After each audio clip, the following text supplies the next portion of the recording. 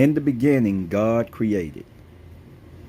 Everything is his creation, motivated by his own creativity, calculated perfectly within his ownership of time and space, governed by his divine wisdom. And it is all beautiful. The psalmist says in 139:14 that his works are marvelous, that they are wonderfully made. Ecclesiastes 3:11 says he hath made everything beautiful in his time, by his design. And because of God's created time, we are able to see these three words in the beginning of the Bible in Genesis 1 verse 1. In the beginning. In the beginning, God created the heaven and the earth was without form and void, and darkness was upon the face of the deep. Yes, God in his time, his own time, remember, purposely created a formless, void earth, and it's beautiful at this particular moment, in this particular condition, simply because he came out of his creative reasoning in creation. Whether we are reading here in verse 2 of a recreation of the earth based upon the gap theory, which states that something catastrophic transpired between verse 1 and verse 2, and the earth and the heavens in verse 2 is really about God recreating that which was destroyed sometime after verse 1.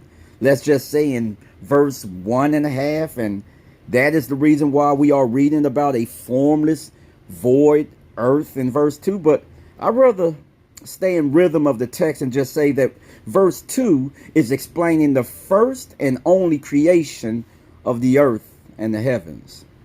And it's from its created formless, void, raw materials, if you want to say, regardless of how it appears to us, there is something in the nothingness that God created that is beautiful right here in verse 2.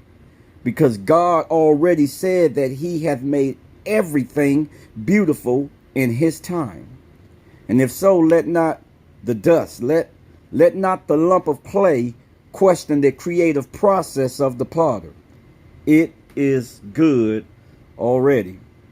If God wanted it to be, he could have said it is good as his spirit hovered over the surface of the waters. He could have said it is good simply because he is beholding that which his hands have created. He hath made everything beautiful in his time.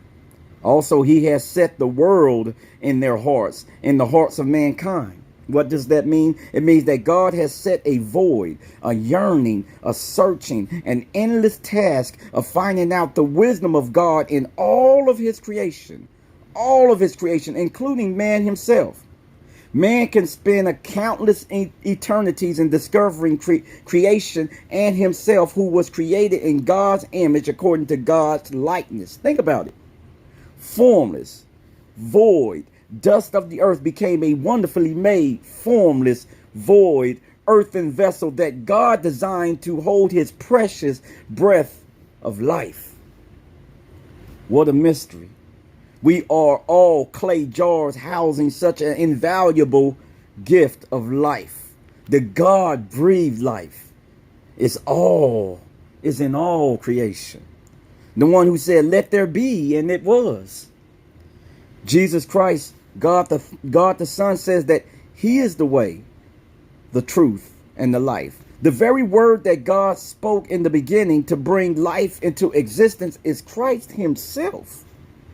Because you know that Jesus is identified as the spoken word of God. So that makes him life itself, or should we say life himself. Life is one of his names. It says, in the beginning was the word, and the word was with God, the word Jesus. And the word was God, Jesus. The same was in the beginning with God, Jesus. All things were made by him, Jesus. And without him, Jesus, was not anything made that was made. In him, Jesus, was life, Jesus. And the life, Jesus, was the light of men, Jesus. And the word, Jesus, was made flesh and dwelt among us. And we beheld his glory, the glory as one who was begotten, Jesus, of the Father, full of grace and truth.